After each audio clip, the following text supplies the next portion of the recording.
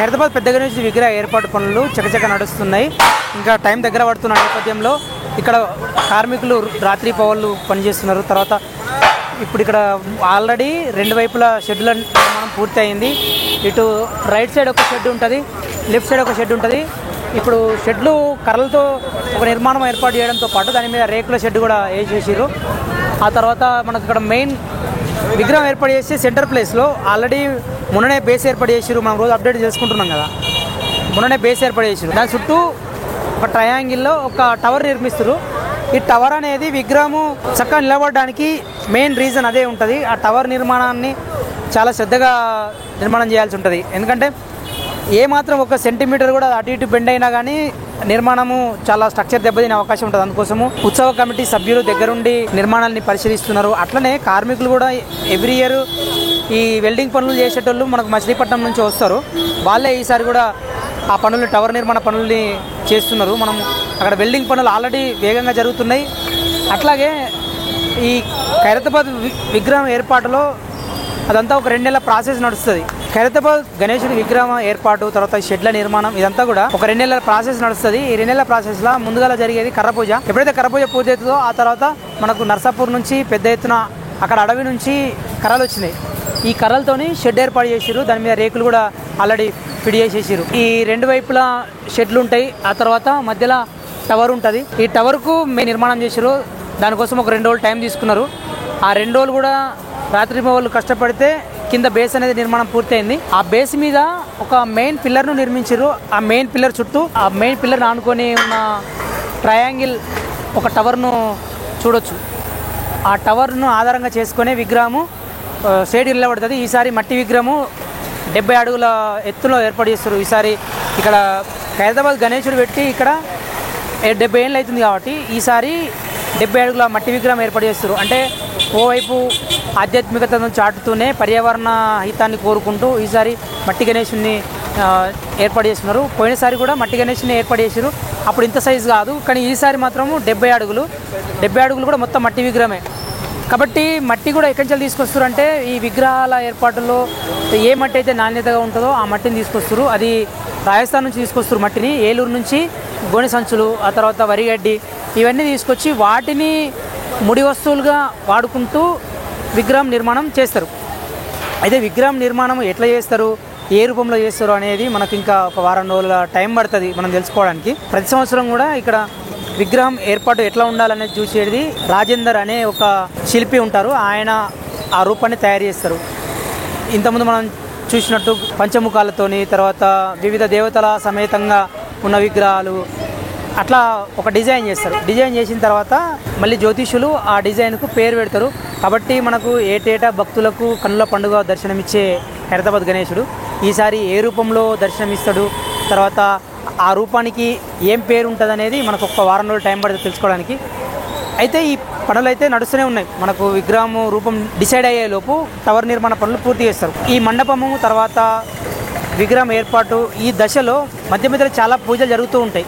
మనకు కర్ర పూజ జరిగిన తర్వాత బేస్ ఏర్పాటు చేసేటప్పుడు ఒక పూజ జరుగుతుంది, మెయిన్ పిల్లర్ ఏర్పాటు చేసేటప్పుడు ఒక పూజ జరుగుతుంది. అట్లాగే ఈ పిల్లర్ నిర్మాణ పనులు ఒక కొలికి వచ్చిన తర్వాత ఇక్కడ ఇంకొక పూజ నిర్వహిస్తారు. అదే సుదర్శన యాగము. ఖైరతాబాద్ గణేశుడి విగ్రహం ఏర్పాటు, తర్వాత ఈ షెడ్ల నిర్మాణము, మొత్తం మండపం సంబంధించి దర్శనానికి అనుకూలంగా ఏర్పాటు చేసేంత వరకు కూడా రకరకాల దశల్లో పనులు జరుగుతాయి. ఈ క్రమంలో కొన్ని పూజలు కూడా జరుగుతూ ఉంటాయి. కర్ర పూజ ఒకటి జరిగిన తర్వాత బేస్ ఏర్పాటు చేసేటప్పుడు ఒక పూజ నిర్వహిస్తారు. తర్వాత మెయిన్ పిల్లర్ ఏర్పాటు చేసేటప్పుడు ఒక పూజ నిర్వహిస్తారు. ఆ తర్వాత ఇప్పుడు ఇంకొకటి ఎప్పుడైతే ఇవన్నీ ఒక అవుట్లైన్ అంతా కంప్లీట్ అయిన తర్వాత విగ్రహం ఏర్పాటులో కీలకమైన ఒక ఘట్టం ఏంటిదంటే సుదర్శన యాగము.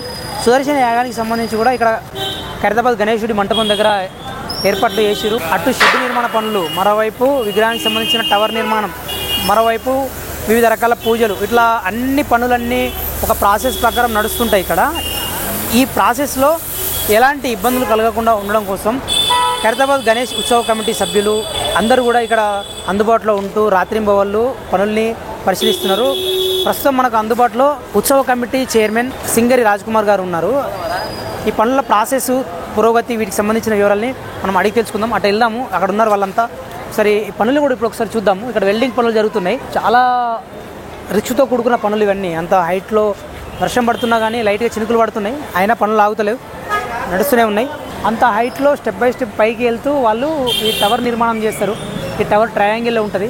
ఈ సంవత్సరం కూడా ఇదే టీం ఇక్కడ వెల్డింగ్ పనులు చేస్తుంది. వీళ్ళు మచిలీపట్నం నుంచి వస్తారు. ఖైరతాబాద్ గణేష్ ఉత్సవానికి సంబంధించిన ఈ ఏర్పాట్లలో డిఫరెంట్ ప్లేసెస్ నుంచి వచ్చిన వాళ్ళందరూ కూడా ఇందులో భాగస్వాములు అవుతారు. మెయిన్గా ఏంటంటే నర్సాపూర్ అడవి నుంచి కర్రలు తీసుకొచ్చారు.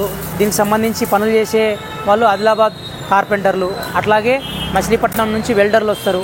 ఇట్లా ఎవ్రీ ఇయర్ ఇట్లా డిఫరెంట్ ప్లేసెస్లో నుంచి ఆయా పనుల్లో నైపుణ్యం కలిగిన ఎక్స్పర్ట్స్ అందరూ కూడా ఇక్కడికి వచ్చి పనులు చేస్తూ ఉంటారు.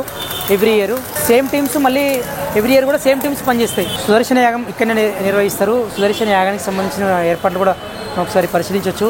మొత్తం మండపానికి అరటి కొమ్మలన్నీ ఏర్పాటు చేసి పెట్టారు.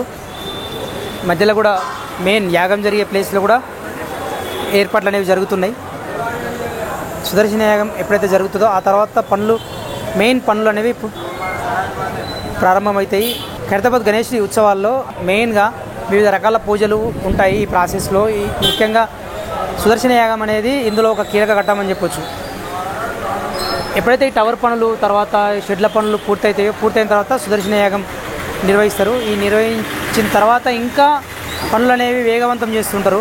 ఇదంతా ఒక అవుట్లైన్ పనులు ఇప్పటిదాకా జరుగుతున్నాయి. ఇవన్నీ ఒక కొలిక్కి వచ్చినట్టు మనకు కనిపిస్తున్నప్పటికీ కూడా ఇవన్నీ కేవలము ఇక్కడ మండపము తర్వాత టవరు ఇవన్నీ కూడా ఒక అవుట్లైన్ లాంటివి. ఇంకా మెయిన్ విగ్రహం ఏర్పాటు చేయడము, ఇంకా అలంకరణ, ఇవన్నీ మెయిన్ ఘట్టాలని ఇంకా ముందు ఉన్నాయి. మండపం దగ్గర ఏర్పాట్లను ఖైరతాబాద్ గణేష్ ఉత్సవ కమిటీ చైర్మన్ రాజ్ కుమార్ గారి దగ్గర నుండి పరిశీలిస్తున్నారు.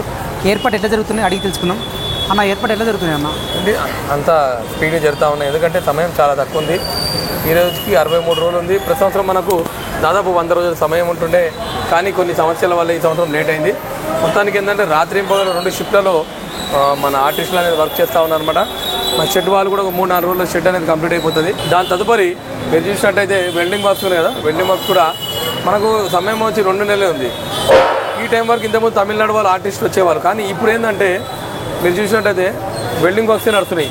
రాత్రి పగలు అని తేడా లేకుండా వాళ్ళు వర్క్ చేస్తూ ఉన్నారన్నమాట. మరొక 1 మంత్లో కూడా కంప్లీట్ చేయాలని టార్గెట్ అనమాట. ఇంకో 15-20 రోజుల్లో తమిళనాడు సంబంధించిన కళాకారులు, ఒరిస్సా, వెస్ట్ బెంగాల్ అట్లా వివిధ రాష్ట్రాల కళాకారులు కూడా వస్తారన్నమాట. ఆడ వచ్చిన తర్వాత కూడా ఇంకా స్పీడ్ అవుతుంది. ఇప్పుడు మనకైతే వెల్డర్స్, కార్పెంటర్స్ మాత్రం పనిచేస్తూ ఉన్నారు. సుదర్శన యాగం ఏంటంటే మనం ప్రతి సంవత్సరం గుడి లోపల చేస్తున్నాయి, కానీ ఈ సంవత్సరం ఏంటంటే యాగం చేసి ఇప్పుడు చిన్న సమస్యలని తొలగిపోవాలనే ఉద్దేశంతో ప్రతి సంవత్సరం చేస్తాం. ఈ సంవత్సరం సుదర్శన యాగం చాలా పెద్ద ఎత్తున చేస్తూ ఉన్నాం అనమాట. ఉదయం 10 గంటలకు ఈ కార్యక్రమం మొదలవుతాయి. దాని తదుపరి ఇక మన ప్రసాదాల వితరణ కూడా ఉంటుందన్నమాట. సో కాబట్టి ఏంటంటే అందరూ భక్తులు కూడా వచ్చి ఈ యాగం కార్యక్రమంలో పాల్గొని ఆ భగవంతుని ఆశీర్వాదం పొందాలని మనస్ఫూర్తిగా కోరుకుంటా ఉన్నాం. ఈసారి గణేశుడు ఏ రూపంలో దర్శనమిస్తున్నాడు మీకు ఏమైనా క్లారిటీ వచ్చిందా? చూడండి, మరొక వీక్లో ఈ డిజైన్ అనేది రెడీ అవుతుంది. మరొక వీక్లో మాత్రము వినాయకుడు ఏ విధంగా ఉంటాడనేది మీకు అందరికీ పోస్టర్ రిలీజ్ చేస్తాము. ఓకే, అంటే మనకు జనరల్గా ఎప్పుడైనా సరే ఆ విగ్రహం ఏ రూపంలో ఉంటుందంటే డిజైన్ చేసేటప్పుడు రాజేంద్ర గారు మీతో అంతా సంప్రదింపులు చేస్తుంటారు కదా, అంటే మీకు సూచనగా ఏమైనా హింట్ ఉందా, అంటే ఎట్లా ఉంటుంది అనేది? చూడండి, అందరికీ ఒకటేసారి చెప్తానండి ఏ విధంగా రెడీ చేస్తారనేది. అందరికీ ఒకే విధంగా ఒకేసారి చెప్తాను, అట్లేం లేదు. డిజైన్ అయితే రెడీ అవుతా ఉంది. మళ్ళీ ప్రజలు మెచ్చే విధంగా, అందరు నచ్చే విధంగా ఈ సంవత్సరం ఖైరతాబాద్ వినాయకుడు ఉంటాడు. మట్టి గణపతి కదా, ఎట్లాంటి కేర్ తీసుకుంటున్నారు? అవునండి, ఖచ్చితంగా మట్టి 2022లో అప్పుడున్న కమిషనర్ గారు మా నాన్నగారితో మాట్లాడి మట్టి విగ్రహం చేస్తే అందరికీ ఆదర్శంగా ఉంటుందని చెప్పారు. దాని ప్రకారం 2024 నుంచి 23, 24 కూడా మరి మట్టి విగ్రహమే తయారు చేస్తూ ఉన్నాం అన్నమాట. ఓకే అన్న, ఇంకోటి కర్ర పూజకు సంబంధించిన ఆ సమయంలో చాలా మీకు కొన్ని అవాంతరాలు ఏర్పడ్డాయి. ఇప్పుడంతా ప్రాబ్లమ్స్ సాల్వ్ అయిపోయినట్టు చూడండి. ఎందుకంటే అది ఇప్పుడు మన వినాయకుని చేయడం అనేది అంత ఆషామాషి కాదు. మొత్తానికి ఏంటంటే కొంచెం టెన్షన్ ఎక్కువైపోయినా కాబట్టి చిన్న సమస్యలు ఇబ్బంది ఏర్పడ్డాయి. దానివల్ల పరిణామాలు జరిగాయి. బట్ మొత్తానికి అయితే సమస్యలు ఇప్పుడు పరిష్కారం అయ్యాయి. ఇక అందరూ కూడా సపోర్టివ్ ఉన్నారు. ఖచ్చితంగా అందరూ ఈ వినాయక చవితిలో కూడా అందరూ మంచి సమన్వయం అయ్యి వినాయకుడికి ఇంతకుముందు ఏ విధంగా చేస్తున్నా ఆ విధంగా అందరితో కోఆర్డినేట్ చేసి సక్సెస్ఫుల్లీ కంప్లీట్ చేస్తారనే నమ్మకం నాకుంది. ఓకే అన్న, ఎప్పుడైనా సరే మనకి ఇక్కడ గణేష్ ఉత్సవం అంటే చాలా ఒక వేడుక వాతావరణమే ఉంటుంది. కాకపోతే ఈసారి ఫస్ట్ టెన్షన్ వాతావరణం ఏర్పడ్డది. ఇంకోటి మీరు ఏమన్నారంటే గణేషుని వెడితే చంపిస్తామంటున్నారు అన్నారు. అంతగానో బెదిరించాల్సిన అవసరం ఎవరికి వచ్చిందన్న? చూడండి, అట్లా ఏం లేదండి. ఏంటంటే అందరికీ చేయాలని ఈ సంవత్సరం ఏంటంటే చాలా కొంతమంది మేము కూడా పార్టిసిపేట్ చేయాలని ఉన్నది. అందరినీ ప్రతి సంవత్సరం వాళ్ళు కూడా ముందే ఉంటారు, ఎవరేం వెనుక ఉండరు. కొన్ని చిన్న సమస్యలనే చెప్పుకొని అందరికీ నాకు తెలిసి ప్రపంచానికి ఏందో సమస్య అనేది తెలుసు, ఇక్కడ అందరికీ తెలుసు. మొత్తానికైతే వినాయకుడు కావాలి, వినాయకుడు జరగాలి, ఉత్సవాలు జరగాలి ప్రపంచం మొత్తం. ఎందుకంటే అందరు అనుకుంటారు అన్నమాట ఇది ఖైరతాబాద్ వినాయకుడు అనుకుంటారు. కాదు, ఇది ప్రపంచం మొత్తం వినాయకుడు, అందరి వినాయకుడు ఈ వినాయకుడు. కాబట్టి ఇంతకుముందు ఏ విధంగా చేశానో అదే విధంగా చేస్తానని నమ్మకం నాకుంది. అంటే ఇప్పుడు కమిటీలో ఎవరైతే నిర్వాహకులు ఉంటారో వాళ్ళు పోటీ వల్లనే జరిగిందంటున్నారా, లేకపోతే ఈ బయట నుంచి వచ్చినవి కాదు? అంటే యాక్చువల్లీ ఏంటంటే బయటలోనే వాళ్ళు కూడా పార్టిసిపేట్ చేయాలని చెప్తా ఉన్నారు. ఎందుకైతే ఇప్పుడు సమస్యలన్నీ తొలగిపోయినాయి, వేగంగా జరుగుతుందని చెప్తున్నారు. ఖచ్చితంగా అండి. రాత్రి పగలు మీరు చూస్తున్న వెల్డర్స్ రాత్రి పగలు 3 రోజులనే ఇంత మొత్తం షెడ్ ఇవన్నీ బేస్ అన్నీ రెడీ చేసాము. మరి ఇంకేంటంటే ఇంకో 2 రోజుల్లో ఇంకో 5-6 మంది కళాకారులు కూడా వస్తూ ఉన్నారు welders. Day team night team పెట్టేసేసి ఒక 15 రోజుల్లో షేప్ వచ్చే విధంగా రెడీ చేస్తాం. ఓకే అన్న, థ్యాంక్ యూ.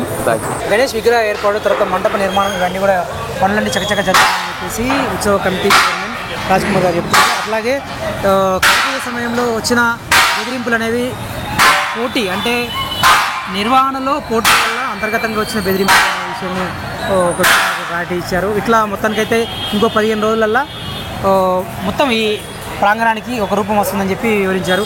ఈసారి గణేశుడు ఏ రూపంలో దర్శనమిస్తాడనేది మరొక వారం రోజులు వెయిట్ చేస్తే భక్తులందరికీ ఆ వినాయకుడి రూపం బయటకు వచ్చేస్తుంది.